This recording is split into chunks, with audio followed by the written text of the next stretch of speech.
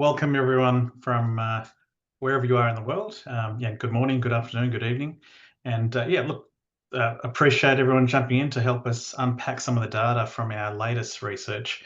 Some of you or all of you may have already got access to our latest white paper in the series, and obviously been very privileged to work on this over the last several years, in fact. And really the premise of this webinar is to kind of unpack the notion that not all controls are equal, and a few are implemented really well and exactly as kind of imagined, as planned. Some are really straightforward and others present significant challenges in the field. And so what we want to do is try and unpack this and the underlying data alongside it. So look, appreciate Warren, you joining the conversation today. Thanks, Alex. And everyone else who's joined us as well. No doubt some of you may know some of the team in our organisation, and we're pretty privileged to be working with a lot of people who have had significant experience in serious injury and fatality prevention. Very, very passionate folk around the table, and you see, I'm sure you see some familiar faces there. As for our work, we believe that learning from unplanned events and understanding how work is done in the field can lend a really good insight to then drive improvements on the way controls are managed and made more effective. And so the kind of work that we get involved in as a business is that we tend to leverage our research to then help diagnose, to help drive insights into organisational practices around critical risk management. Some of our work is around validating metrics. So have we learn from unplanned events? Do we effectively classify these incidents? And do we tap into the rich learning that high potential or SIF potential events can uncover for us? We also do work in terms of understanding control weaknesses, understanding the risk profile within an organisation, and really then deeply understanding, well, what makes it harder for workers to implement these things, which is what we're going to kind of unpack a bit further today. We do get involved in accident causation, and we use our model. It's called SCALE. That you can jump into on our website or ask for more information. And really this helps elucidate what are those kind of factors that get in the way or contribute to unplanned events. And ultimately what we're here for is trying to help strengthen controls in the architecture of these high hazard organisations. So just a quick synopsis of what we're going to cover. I'm going to just throw a nod to our meta study, if you like, that there's a large body of research that we've undertaken, and we're going to do a deep dive into the states of implementation that we see with high risk in high risk hazard environments. Unpack some of those insights, and then give you, for those of you who are particularly a bit more technically oriented, an insight into some of those risk specific control challenges, and then of course what we can do about that as well. So look, if you've got any questions, feel free to add them into the chat, or if something comes to your mind as we're talking, feel free to just put in the Q&A as well, and we'll do our best to cover that. So as far as the research study is concerned, it's a large study. It was covering roughly 12 countries globally, a number of high hazard industries, as you can see on the bottom kind of schematic there, and covering about 30 operating assets across the world over a period of time. And what we did was we tapped into these organisations and pulled out a whole bunch of incident data. And the premise of that was to really understand, well, can we learn more from the way incidents are captured, and is there enough depth in those incidents in terms of the way they're reported to unpack a bit more richness, if you like. We found that a good proportion of those incidents were just inadequately documented to the extent that we couldn't actually make use of it. So about 5,091 incidents actually had sufficient information for us to learn from, and that really is our first takeaway, is that organisations could do more to extract more value out of their incident investigation process. We then did a deep dive on about 680 of those SIF potential incidents, and something of note is that there were well over 1,000 absent or ineffective controls, and we're going to dive into that in a bit more depth today. I won't jump into the detail on this, but in effect, our first white paper was focused on the notion of governance and misclassification of high potential incidents. We then are looking to unpack how well are these controls implemented in the field, and we're actually going to do this in two parts. So today is just going to capture the nub of why controls are implemented to the extent they are, and then we're going to dive into a bit more detail in the subsequent webinar. Then, of course, there's more research papers to be released, and we're going to focus on the human factor aspects, operational contextual aspects, and then go upstream into organizational factors as well. There is a richness of data in terms of very specific high risk activities, and so that last research paper will dive deeply into two of those areas as well. So Warren, I think it might be useful for us to kind of help unpack these states of implementation, and maybe I'll just touch on the fact that we've kind of, in analysing all these incidents, we've identified 3 states of enablement, as some would say, but effectively the states in which these controls were either implemented effectively or not per se. We found that a large proportion of controls were easy to implement, but something got in the way. And I think, Warren, it'd be good to kind of unpack this a bit further. The worker could have implemented the control effectively, but something got in the way of that being affected well. We also found there was a bucket of incidents where the controls are actually very difficult to implement. And these were either due to operating context or situational circumstances in which the worker felt it necessary to either work around or not be able to implement that control effectively. And the last bucket of SIF potential incidents, we found that there were very largely unworkable controls. So it might be worthwhile just unpacking that a bit further with a way of some examples. Sure. And just that first one, we're talking about here, you can imagine, I think most of the people who are in the audience for this webinar would imagine that if a control should be easy to implement, and it wasn't, a lot of the time that's going to be down to slips or lapse or a mistake, by the worker. They've just simply they probably had no real excuse other than the fact that they've just maybe taken their eye off the ball at the last minute. Or they've actually got a habitual way of actually performing that task, and it's just become more comfortable for them over time. The vast majority of these, though, are usually slips and lapses. Can we just show up the example, Alex? Yeah, So sure. I've got 3 confined space examples just to try and keep it within the same kind of environment for you, so that you can kind of see the distinctions between each of these 3 control implementation classifications more easily. So in this case, we're talking about a worker assuming that a colleague has already done the entry permit and the atmospheric test, and that he can enter the space without doing any further verification. And in fact, that assumption sometimes is not actually accurate. And in this case, we really should have seen that control being implemented, and somebody just made a bad judgment about what may or may not have already been done. In the case of a difficult control, this has got a little bit more, kind of nuance to it, because there's a lot of reasons why a control could be implemented, but there's some kind of challenge, involved in doing that. And that's when we often find workers either skipping a step, finding it a little bit difficult. So I'll just do it my own way. I'll do it the way that I actually think might work. And in this case, we've got, a situation where a worker's not exactly completely confident about performing an atmospheric test. Not too sure whether what the calibration process looks like, and they may well be new to this particular task, having gone through training, still don't have the confidence. And in our view, that worker's not completely set up for success in this situation. The last one is a little more kind of specific. This is where I don't have the gas monitor at all, or what I've got either doesn't work properly, it's uncalibrated, and I'm not too sure how to do that anyway, and there's no backup available. So in this situation, we would say that's an unworkable control where the organisation really hasn't set this person up for success in some way. And you can imagine what's going to happen is there's going to be no atmospheric evaluation at all, and we hope that our sense of smell is really accurate in that situation, because we still obviously want to pick up the hazard, if the hazard exists. So those 3 categories, it's really interesting to see the frequency of, when we're looking at SIF potential events. These are high potential events where nothing necessarily bad has happened, but we know that something, if one thing changed, could happen.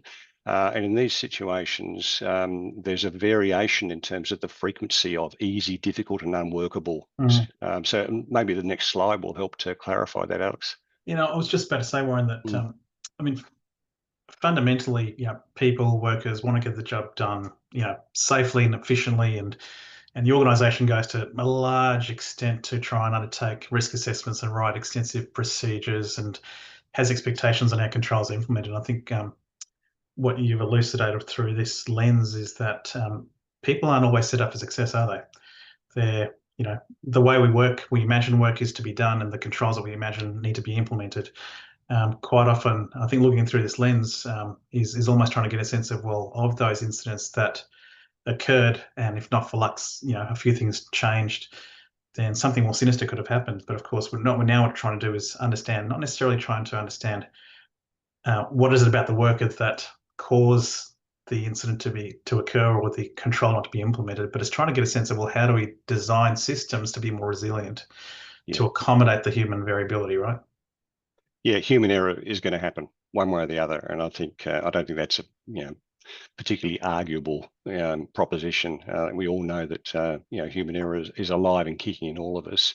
There's Mm. also organisational context and operating task context, which is actually very hard to completely legislate 100% for, because in most organisations that have got fairly high hazard activities, particularly outdoor activities that are a little bit less controlled, you can do your best to write up a control definition and a procedure that you hope fits pretty much every circumstance, that if the person just does, it'll be perfect. But of Mm. course, it's very hard to imagine that you're going to have 100% applicability across your entire operation.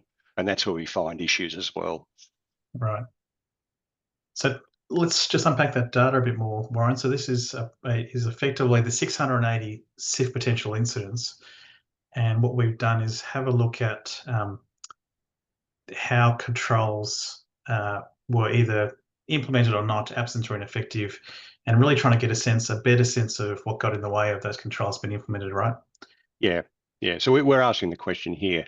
Okay, we've got an absent or ineffective control implementation situation, and controls that if they were in place and properly implemented, we wouldn't have seen the incident happen. So don't forget, we're only looking through the lens of SIF potential incidents here. We're not looking at all control implementation. We're just, we're looking at, the ones that go wrong Mm-hmm. badly in some cases. So, in this instance, we found that when we're looking through that lens of actual incidents and the investigation that follows, we're seeing controls being difficult nearly 30% of the time, which is quite a high percentage. It's different for different risks, and we'll look at that, in a tick. But the unworkable ones were only about 7%. And it's interesting because in the old days where we used to look at behavior-based safety, we used to talk about, enabled, difficult, and non-enabled work. And Right. anybody who comes from a behavior-based safety background, they'd remember that. It was usually about a 70-20-10, kind of ratio that was talked about or bandied around back in those days. This isn't far away from that, actually. And so in practice, when SIF potential incidents happen, we're seeing the same kind of control enablement difficulties as we used to do back in, not in the 1990s with behavior-based safety. Say 1990s, Warren. Very familiar to me, Alex. Yeah. So, look, no doubt that's probably prompted a fair few thoughts or questions. So I'd encourage you to just use the Q&A function to, put your thoughts in there. You can either be anonymized or, have your name to it. We won't hold that against you. So You can feel free to just put those thoughts in there. You can see there's a theme here, Alex. And I think a lot of people, in the audience will recognise this. We're really talking about work as imagined versus work as done. We're talking Right. about control implementability, as imagined, and actually, how well those controls or how easy those controls are able to be implemented. We're not trying to take the onus off the worker, of course, here, or the burden of responsibility to do things appropriately and correctly, in the field of operations. But we are trying to actually at least get a more realistic sense of the ability that they have to do that perfectly every time. And it's not Yeah. 100%. Where they set up for success. Yeah. So what I might do is just throw to people who are on the call, by the way of a poll. So I think if you could share your thoughts around what you feel, what you've experienced in terms of issues that you've seen that have got in the way of or enable people to implement crew controls. So there's 7 options, and I think Holly would have put up the poll. And feel free to to respond to that poll, because that gives us a bit of sense of where your thoughts are. So controls are hard to use; they're difficult to put into practice. Or number 2, the work environment, the local operating context makes it somewhat difficult. 3 being some of those cognitive human factors: fatigue, stress, mental distraction, the fear of slowing the job down or holding things up. Sometimes people aren't set up for success because they don't actually know what to do. Or in number 6, we think certain controls aren't appropriate, so we create a workaround, and sometimes justifiably so. So if you can put your thoughts to paper on that, and if you've got some other ideas or feelings around this, then feel free to add it into the chat, which I can see here. Yep, got it. Cool. So what are we seeing here, Warren? Let's see. Oh, it looks like it's a horse race. I'm going to end the poll now because I think that's probably sufficient time. All right, so probably the predominant factor is the fear of slowing down the job or holding things up. Doesn't look like anyone else has added any chat notes. So I'm assuming this has kind of covered the breadth of people's experience. What are your thoughts, Warren? Yes, I can see the results now. They've popped up on Yeah. my screen. Yeah. Fear of slowing down the job. That's interesting. Yeah, I would have expected that to be a fairly frequent kind of context for people. Because obviously, and one of the issues we see is that when a control is either difficult or completely, or the worker feels it's unworkable, they're going to be pretty keen to get the job done regardless. So, and the issue there for them is how good are they, or how smart are they about assessing the risk of the situation and coming up with an alternative solution to manage that risk or manage that hazard. And this is where we see things breaking down quite frequently. Unfortunately, it's the time they take to consider that and the time they take to think about an alternative that is usually the problem. And that's driven by, I've got to get this thing done. It's an urgency issue. So insufficient time put into let's take 5, let's reassess this situation. It just doesn't happen. So it doesn't surprise me that comes up very frequently. It's a good reflection, Warren. I think, and there's another one in close second. Workers think certain controls aren't needed in some circumstances, and that's certainly come up through some of our data as well, right? Yeah, I've always done it this other way, and I feel comfortable doing it that way. And this, this thing this method that you're mandating looks overly complicated to me. I know I can get it done faster and more efficiently doing it the way I've always done it. Yeah. Sometimes the worker's actually right in that situation, and we aren't asking enough questions in the field about why. Yeah, absolutely. And Gavin's just put a note in there saying, we don't like change, have always done it this way. Yeah. Which is equally a driver for some of these things. Anthony's asked a really interesting question there about soft and hard controls, particularly the harder controls that are less people dependent, in terms of the breakdown of easy, difficult, etc.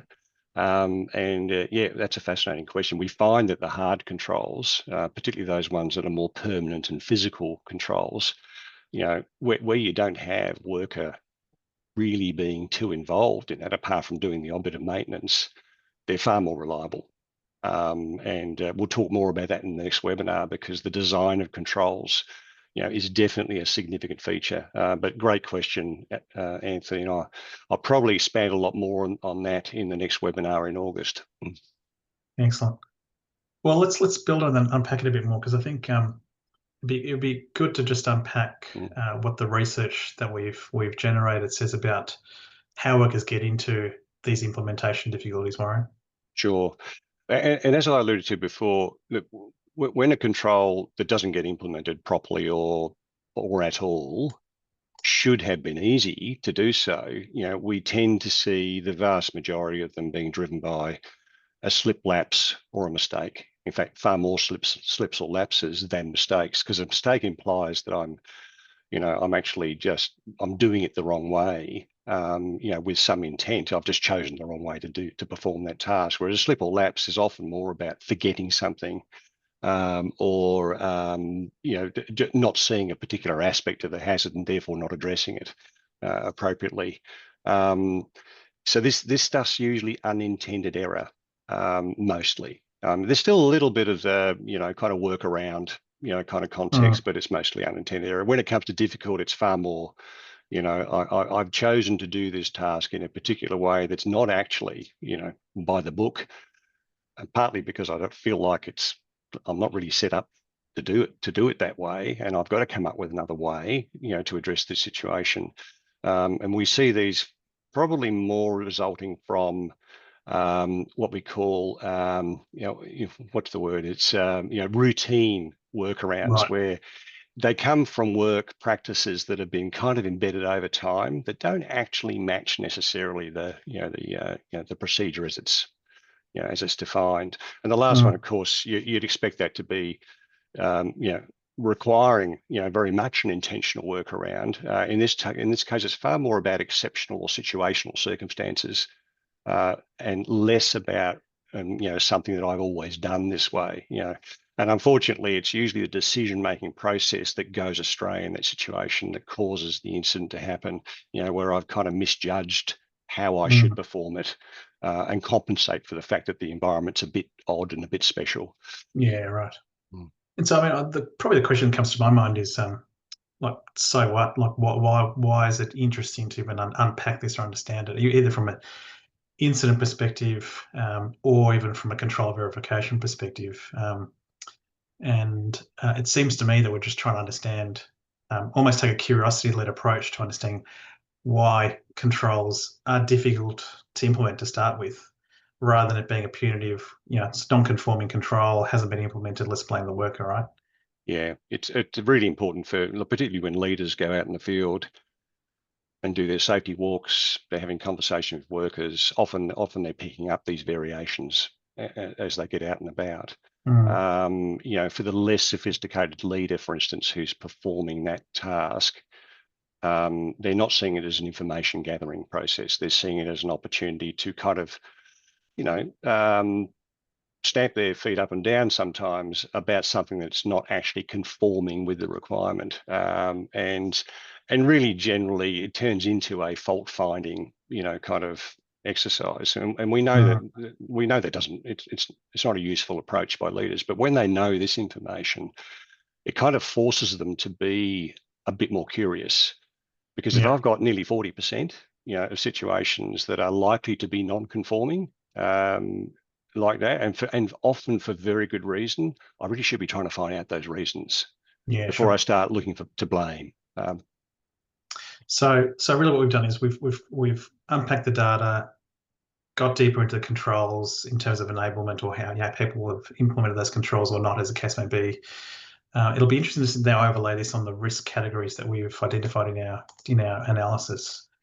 And so this graph here is in effect that, applying that lens of easy, difficult, um, and unworkable across each of the high risk activity areas. And so you'll see, for example, motor vehicle related, a lot of those controls in this data set were easy to implement. And so the conversation now is, well, why? Like, what's our hypothesis around why these controls are easy to implement, but they don't get implemented for a certain reason? And at the other end of the spectrum, faulting objects, as an example, um, there's a larger proportion of difficult and unworkable controls.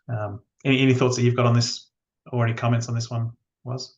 Yeah, I think, well, this is important that, all risks are not equal. in terms of how they, well, I'm stating the obvious there, but when it comes to looking at this, through this lens of, are controls, kind of defined in a way that should be easy to implement and relevant to the high risk situation, it's not all the same. Depending upon what you're doing, like motor vehicle related, whilst it does say there that it's much more kind of enabled or easy to to implement those controls, we also know that they're all highly behaviorally dependent and very, very vulnerable to human error. So there's a bit of a double-edged sword with the result on the left there. But interesting on the right-hand side, and we might think that animal or insect attack is a very modest kind of low-level risk. In actual fact, we see that particularly for organisations that have got very high regional exposure, they have a lot of people travelling into uncontrolled environments. Most situations not set up for success at all. In fact, the risks haven't even really been properly analysed, by those organisations in a lot of cases, and certainly very little or very poor treatment of those risks by way of controls. We rate them as difficult or non-enabled, because the worker themselves are really having to make it up as they go. And the hazardous substance exposure was a really interesting one for us. You would expect that to be much more tightly controlled and fully enabled, but we saw a lot of equipment-related issues there. So this is not about behaviour. This one was far more about workers not actually having appropriately maintained equipment, as an example. So contact with electricity blew me away a little bit as well. You would expect that to be very, very tightly controlled. And there are, whilst it was relatively infrequent in number of incidents, we had quite a lot of issues with controls being set up for success. Right. And look, I think for those of you on the call here, you may have a particular interest in a risk category. So, which obviously due to time constraints, we may not be able to dive deep into the risk areas that you've got a particular interest in. So, what I'd suggest is just type in "tell me more" into the chat, as a couple of you have done already, and we'll unpack the data for you one-on-one if you like. But what we'll do right now is let's go deep into a couple of risk areas. And if we've got time, we might even do 3. So we'll jump into gravity related. And I think this is a good one, Warren, to start with, because I think most high hazard organisations can relate to this. Most safety professionals can relate to this. Our data was interesting in that we found different organisations categorise incidents differently, in the sense that they might integrate falling object while working at height, and of course we probably see them as related but different risk context. And then of course suspended load. So do you want to expand on this a bit more, Was? And you can see there, Alex, that we've got, obviously the proportions of incidents has driven, the size of these bars. Falling object and working at height were our number 2 and number 3 after motor vehicles. Number 2 and number 3 frequency of SIT potential incidents. So we'd expect to see fairly large numbers of controls, kind of failing in that situation. It was interesting for us that falling object was a much more difficult area of risk from a control perspective than working at height. It really did, well, it didn't really surprise us, but it was interesting to see such a distinctive difference where we've got falling object risks. The control implementation ability, for workers was a lot more difficult. And we think it's probably more to do with how organisations tend to view working at height. There's a lot of focus on working at height, and has been for quite some time. And not just in construction, obviously. But it's really right across pretty much all sectors. It's such an obvious, dramatic risk context that can cause really very, very serious outcomes. Falling object, however, not so much. So the controls around that also, are often, fairly rubbery. In fact, the verification of when we see verification of controls happening, where there's a verification program, much less verification activity around falling object risks versus working at height risks. If you're standing up on top of a scaffold, or if you're on a ladder, or if you're on the top of a building, you're probably going to expect somebody to notice you, or be observing your work, or be supervising you. Whereas falling object happens very quietly. and happens often, outside of, any kind of, observable, situation. However, they're very insidious for that reason, because we often see a dropped object on the ground and we think, oh boy, imagine if I was standing under that. And it's always after the fact. So suspended load was interesting. Very relatively few incidents. Cranes and lifting takes up a fair chunk of that suspended load as a context. But there was and most of that was about, lack of clarity around barricading requirements. We see that, load weight monitoring, devices were not actually fit for purpose. Inspections hadn't been done around lifting equipment, and then something breaks, as an example. But you can see in the falling object and working at height, the control implementation challenges that we see here, they're quite different actually. An interesting PPE does not come up. So fall restraint, not really a big issue, and you would hope it wouldn't be after all these years of Yeah, a focusing lot on of that. focus in this area. Yeah. And where falling object had quite a number of kind of failure mechanisms, with adjacent work, securement device, like people have got stuff attached to them, but they're not attached properly. So then a hammer falls off my hip, and it lands 3 levels below, from the scaffold. Those kinds of things happen all too frequently. And just in terms of the things that we see, like what would you do about this? I think falling object does need to get more attention. A lot of people just bundle falling object under working at height, as a risk, and we see the controls kind of just all lumped together. And the ones then that do get all the attention are the very obvious ones where a person is operating at height, rather than objects potentially falling from height. And there's an education process there around those risks that we see as necessary. Obviously inspections, particularly around work platforms and scaffolding. Scaffold erection and tearing down, and maintenance, particularly keeping scaffolds really tightly protected from moving equipment, cars, vehicles, and trucks. We see a lot of incidents where scaffolds are, scaffold setups just haven't been set up properly, or they're not protected adequately. And certainly, obviously, the competence of workers. It's interesting how often the competency of workers involved in complex lifts was a key issue in the incident. A small number of incidents, but competence almost always came up. And obviously the inspection of critical equipment, including PPE, even though it hasn't come up very frequently, often PPE, it hasn't been tested. It's probably out of its certification period, in a lot of cases. And we would strongly recommend those inspection processes happening at shorter intervals, rather than the cycle time that perhaps organisations are typically used to. And Warren, in terms of the spread of easy, difficult, and workable across those controls, any perspectives that you gained around, or are they all? Is that representative of all those categories?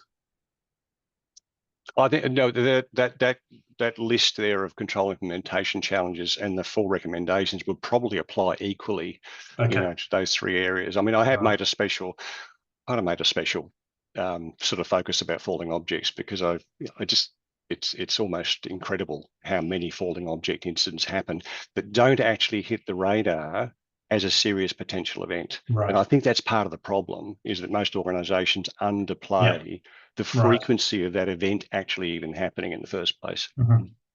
We've had a couple of requests asking for, it's almost a segue to the next slide, a deep dive on uncontrolled energy incidents. So let's unpack this a bit further. Thank you, Devendra. So look, and fire explosion and hot work you're also interested in. I'd love to talk about that as well, but maybe we take that one offline, if we want to dive into that a bit deeper. But just with uncontrolled energy incidents, reasonably, 75%, what we call control implementation ability. More of these situations tended to emerge from either inappropriate, non-fit for purpose, or poorly maintained equipment, rather than a human behavioural competence, use of equipment issue.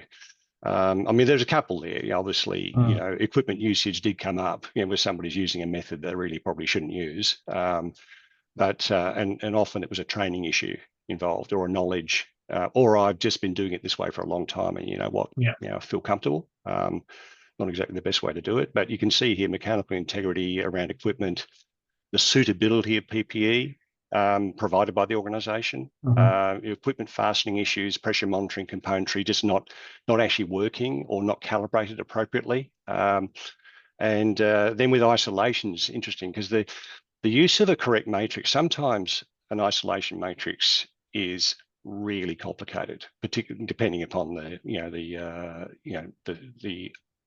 the substance that's actually under pressure, and Right. Yeah, sure.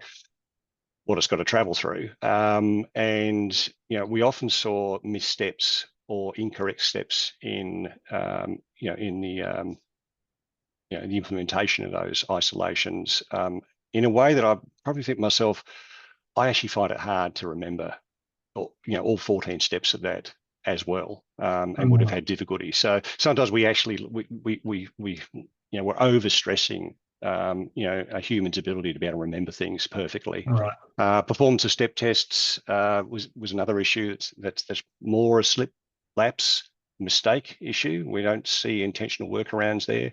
Mm. And the fact that dead man switches wouldn't work properly, is that's a bit of a worry as well. I Right. mean, obviously you would expect them to be tested, but when they're not tested and they just don't work when they need to work, that's a serious problem. So you'd expect mechanical integrity, and the inspections of mechanical equipment, and improving reducing the cycle time between those inspections, would be something that we would be recommending here. Procedures, in some instances, procedures were overly complicated, difficult to read, difficult to absorb, and Right. certainly difficult to play back when it came time to actually exercise, or to implement that procedure. We talked about inspection processes already. I think there's an opportunity here to introduce checklists, and some sort of validation step-by-step process, particularly for the complex tasks where we're talking about the risk of an energy release, or an energy release that needs to be more tightly controlled.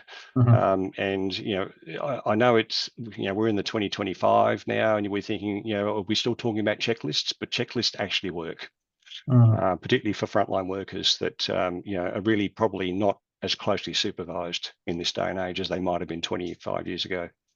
Yeah, I think to your point, I think I've certainly seen the use of cross checks or nudges for complex tasks where they're very, very specific kind of erosion factors that people are kind of susceptible to, right? And question that's come up is, well, how would you use this kind of analysis? And one particular use is to use your incident data to understand how well or how controls are implemented or not, as the case may be. And really, through that process of looking at through this lens, you're trying to understand those erosion factors, the things that kind of get in the way on those controls being implemented as you imagined, and then seek to either um, strengthen those controls or even redesign the work task potentially. Any thoughts on that, Warren? Because that's a good question that's come up. Yeah, actually, no, I was just distracted there reading another another person's question in the chat. You might need to answer that one for yourself, Alex, because Yeah, no, look, mm, well, that's what comes to mind for me mm, is really trying to understand how do you strengthen the controls, and if this data analysis sheds a light on those erosion factors, or degradation factors, as some organisations call yeah, it, when you're recasting your control verification checklist or control standards, really tuning into, well, how are these controls breaking down in the field to start with? Using your incident data, but then also looking at control verification data, ideally, is a means of doing that. And do you think we've got time to let's jump into vehicle movement? yeah, let's do a quick one on that. Okay. So in this case, we talked about this being kind of the most kind of enabled set of controls. But guess what? The vast majority of them, apart from inspecting your vehicle from a mechanical integrity perspective, Mm. and it being maintained, etc., the vast majority are behavioural. So it's me behind the wheel, acceleration, deceleration, steering, Oversteering. using the using all the controls appropriately, and then also very, very much about hazard awareness, and making good decisions in terms of stopping distances and so forth. Mm. We've known for decades that there's a huge variability in people's ability to be able to, they can drive. And in fact, there's somebody's got a great question. Is there any correlation with similarity of the activity to activities performed outside of work? For example, driving is an everyday activity. How hard is it to reframe mindset in a work setting? And you're right, absolutely. It's quite difficult. People's habits in their own personal vehicle will Mm. tend to follow through. If they're operating, even for operating an EWP, or some other form of mobile equipment on site. I've seen forklift drivers. I'm thinking, wow, you're driving around like a Formula One racing car driver here, and then you see them getting in their personal car, and actually you see very similar behaviour, sometimes not, but often enough for us to know that people have a different predisposition around risk, and also Mm. their sense of competence is almost always overblown when it comes to actually handling a vehicle in an emergency situation. So you'll see a few things here around vehicle maintenance, the vehicle choice. For instance, if I'm out, if I'm out in the boondocks, and where there's a lot of dirt, mud, difficult terrain, and I'm driving a light, twin cab Ute that doesn't actually have four-wheel drive, I might actually be not particularly setting myself up for success. But if Mm. the company's got only that type of vehicle for me to drive, then I have to make the best of it. Right. So sometimes you don't actually have a choice. It's the organisation's choice that's the problem. Fatigue is an issue, obviously. Pedestrian vehicle demarcations. These are often very, very fuzzy controls when they really should be. If we're seeing pedestrian and vehicle interactions frequently enough, we should be thinking about changing that situation from line markings to a hard Right. barrier. Yeah, Because sure. and that's just an example of changing and improving a control. When we've decided we can't rely upon humans being perfect all the time. So just as Excellent. and look, load management was a key one. You might think, well, why have we got that there? But there were a surprisingly large number of trailer disconnecting and load movement related SIF potential incidents Right. within the motor vehicle setup, and that was mostly about a lot of slips and lapses there with coupling. Coupling's just not checked properly. Mhm. But load balance and load movement sensors, they're usually technological controls, Right. more technological controls that just simply didn't work in the moment they were actually needed. And there's a few things there that we'd suggest, obviously. I don't know of any organisation that's really very effectively. It doesn't mean no organisation has, but I don't know of one in particular that's had a really robust and effective driving skill development Mhm. approach to trying to shut down these risks from happening, or Yeah, at least sure. reduce them. In-vehicle monitoring is highly available these days, but obviously a little more difficult to implement than it perhaps looks on the surface, but really, really useful in terms of providing feedback to drivers who actually probably aren't as good as they think they are. Yeah, Um, absolutely. and then, of course, you've got eventually, we're going to have a lot more autonomous, vehicle technology available to us. But that's a future development. In some countries, it's actually a now development. I think in Australia, we're certainly seeing it a lot in mining, but we're not seeing it anywhere near as much in other sectors yet. Yeah, sure. Just in the interest of time, I might move on. But look, I mean, Yeah, there's obviously a fair bit to this, and I think I'd encourage you to put some questions in the chat, or happy to, as we did with Devendra, is to dive deeper into a specific risk category that resonates with you particularly.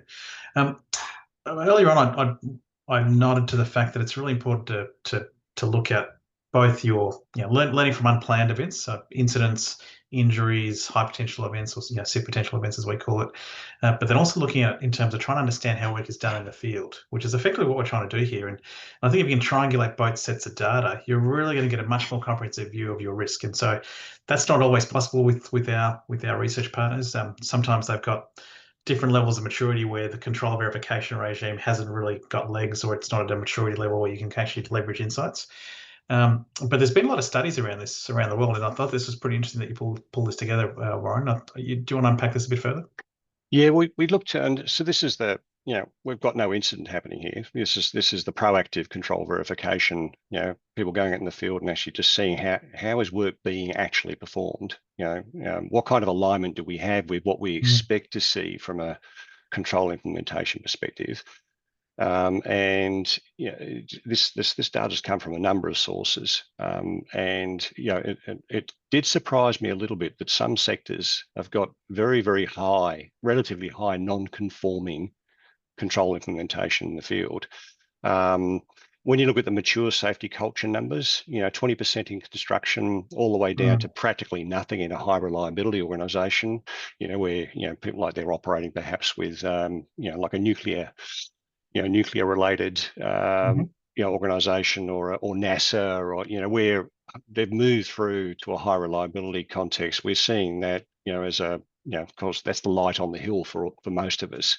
But if you're working in construction or mining and resources, when we're actually looking at really valid, highly validated control verification, where somebody's doing it with a proper intention to try and find useful information about how to address control implementation more effectively, we see quite high numbers of failure. When I say failure, non-conformance is probably a better word. And the more or the less mature that organisation is, of course, the higher that number tends to be. And what it tells you is that work as imagined and work as done, are not the same thing at all. And we have to be out there trying to establish how is work actually being done, and if it's outside what we imagined it to be from a control, from a sort of a useful control of risk perspective, then we need to bring those two things together somehow. And it doesn't mean banging the worker on the head. What it means is try to establish maybe we haven't actually set them up for success properly in the first place. And how do we address that? Excellent. Let's wind it up there then. I think let's take the opportunity to prompt some questions or comments in the chat if we haven't answered them already. But really the four key takeaways at a global level, and of course the white paper itself goes into a bit more granular detail in terms of both risk recommendations, but also in terms of how you can enhance your view on extracting more value out of your incident kind of analysis or controls analysis, and then also in terms of how you leverage your control verifications.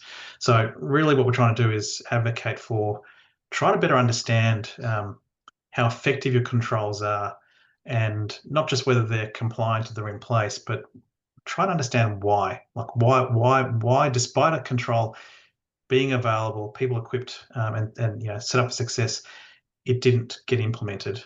And that's not to suggest that the person was at fault, so to speak. It's trying to get a sense of how do we create a system where we accommodate that natural human error of slips, lapses, etc. The other piece is controls analysis. So use your investigation process as a means through which to really scrutinize the controls that are either absent or ineffective. I think that's a really strong takeaway. And it's obviously the methodology that we use when we look at serious incident analysis. Clearly that global data, which was announced, by the way, that last slide, that was really confirming the fact that leveraging your control verifications in the field and understanding how they're implemented and to the extent to which they're implemented well is a really important data set. And really triangulating both sets is where we see a lot of value. And of course, underpinning all this is really just advocating for a learning culture and really not trying to pin someone down as a result of an incident or a SIF potential event, but it's really trying to say, well, how do we make this work more effective, and how do we close the gap between work as imagined and work as done? But that learning curiosity mindset is really key for it. Anything else you want to add to that one, Warren? No, it's. I think that you covered it really well, Alex. I think we are going to, because obviously I think in quite a few people's minds in the audience of this webinar, you're probably saying to yourself, but what about the controls themselves? Like how do we make them more fit for purpose, more Mm, robust, less prone, to being vulnerable to the human kind of error context? We're going to definitely talk about that in far more detail in the next webinar, because we've actually we've done a deep dive research on the structure, on the design of controls and what their purpose is when they fail. And there's some really interesting information coming up in that. I'm not I know I'm shamelessly spruiking the next webinar, but I think it'll be fascinating for anybody who's found this interesting but are still left unsatisfied or yeah, dissatisfied, absolutely. because we'll probably have the rest of it for you in the next webinar. Well, there's about 4 or 5 people that have expressed interest in getting a bit more of an insight into their specific risk categories that they've got an attenuated interest in. So put yes in the chat right now, or book in with a QR code for a bit of a deeper dive. But in And terms of and just Warren's, go just on. to clarify that, Alex, what that means is that we've either of us are very, very happy to spend some time with you on a brief Teams chat.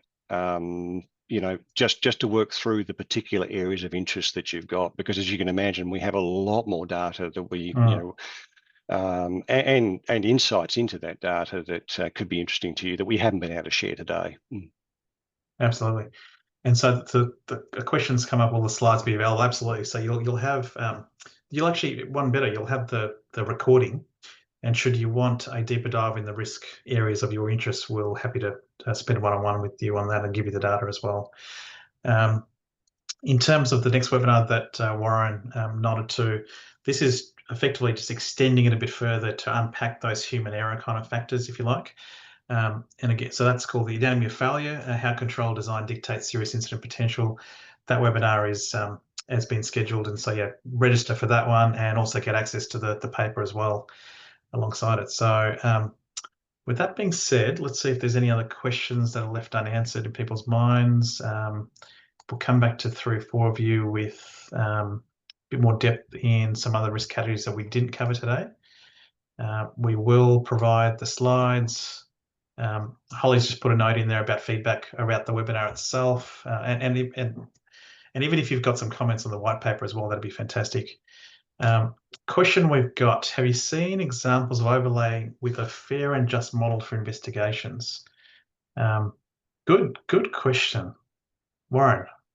Yeah, well, yeah, that is a good question. Yeah, so this is like introducing just culture, into your investigation process, and I strongly recommend it. I mean, in fact, it's the only way we operate. We don't operate it with using that language, but when we're looking at an incident, we're trying to look at all of the contributing factors, with the human at the center of it, really only part of the equation.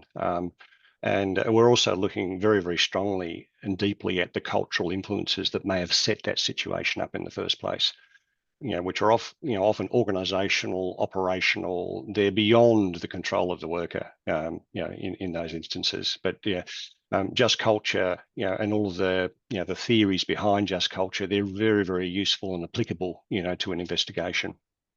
And look, I've been possibly not answering the question directly, but we very often get involved in reviewing serious repeat incidents and the investigations around that. And so quite often we find is that the organisation's approach to incident investigations and the remediation actions that are recommended quite often don't hit the mark. And so what we're trying to do is elucidate, well, have we actually set up the worker for success, where the controls available? And you're taking that lens of unpacking from a controls perspective and trying to get a sense of, is the system reliable and resilient enough to accommodate, or are we just going to go back to, let's just pin the worker for having not done whatever? So that's probably an extension of how we've used this kind of analysis for organisations.